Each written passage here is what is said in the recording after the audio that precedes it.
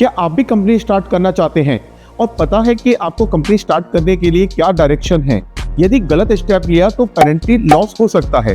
तो मैं आपको इस वीडियो में बताऊंगा कि हमें कंपनी कैसे स्टार्ट करना है और क्या क्या प्रोसीजर्स हैं कंपनी स्टार्ट करने के। तो सबसे पहले हम डिसाइड करते हैं कि हमारा एक्शन प्लान क्या है, कि हम क्या व्यापार करना चाहते हैं, क्या हमारी टारगेट ऑडियंस होगी, कौन से हमारे इन्वेस्टर होंगे और फंड हम कैसे मैनेज करेंगे। अगला हमारा स्टेप आता है कि राइट बिजनेस स्ट्रक्चर, जैसे कि आप प्रॉपर्टीशिप फर्म बनाना चाहते हैं, पार्टनरशिप बनाना चाहते हैं, एलएलपी बनाना चाहते हैं, प्राइवेट लिमिटेड।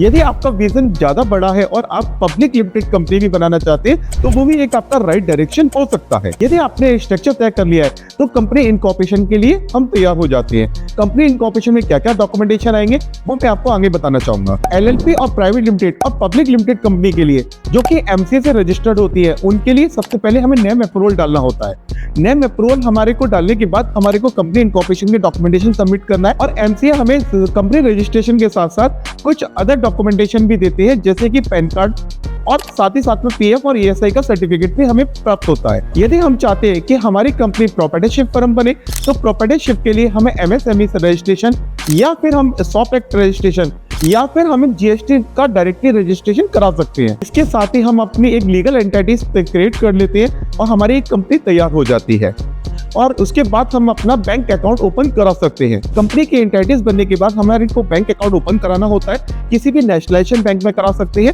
या किसी भी प्राइवेट बैंक में करा सकते हैं। अगले स्टेप पे हमारे को कैपिटल इंट्रोड्यूस करनी होती है। यदि हमने प्राइवेट लिमिटेड या पब्लिक लिमिटेड कंपनी बनाई है और किस कैपिटल से हमने अपनी कंपनी को रजिस्टर्ड कराया है, तो सबसे पहले हमें आपका सब्सक्रिप्शन फीस हमें जमा करानी होती है, जो पहले हमारे को शेयर होल्डर की तरफ से आनी है।